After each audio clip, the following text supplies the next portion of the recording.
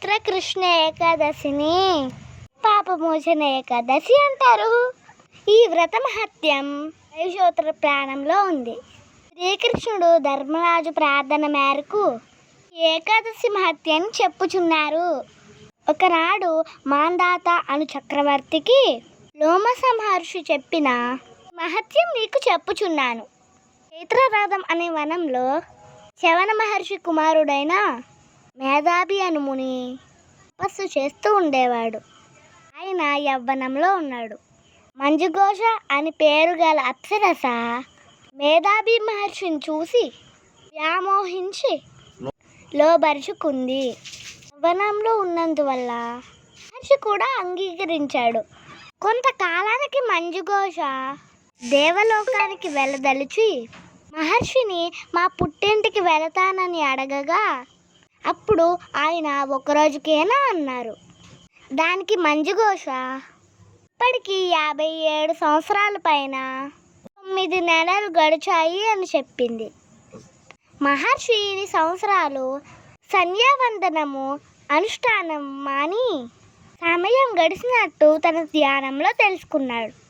గాను మంజుఘోషాన్ని పిశాచిగా అవ్వమని శపించాడు. మంజుఘోష చాలా బాధపడుతూ మేధావి మహర్షిని విమోచనం చెప్పమని కోరింది. అందుక మహర్షి పాపమోచన ఏకాదశిని చేయమని ఆదేశించాడు. మహర్షి తపస్సు ఖర్చయిపోయిందని బాధపడుతూ తన తండ్రి చౌన మహర్షి దగ్గరికి వెళ్ళాడు. అప్పుడు తన తండ్రికి జరిగిన వృత్తాంతం అంతా తెలియజేశాడు.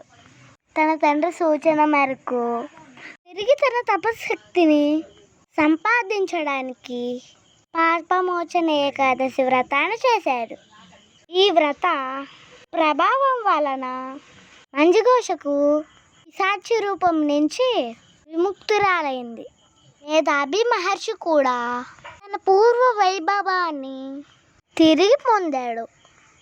ఈ వ్రతం చేయడం వలన పంచమహాపాతకములు కూడా హరించుకుపోతాయి.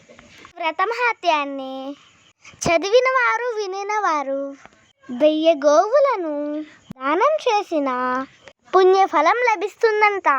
ఇప్పుడు వరకు మనం పాపమోచన ఏకాదశి గురించి తెలుసుకున్నాం. మళ్ళీ ఇంకో వీడియోతో వచ్చేస్తాను. హరే కృష్ణ కృష్ణ కృష్ణ హరే హరే, హరే రామ రామ రామ హరే హరే. జై శ్రీరామ్.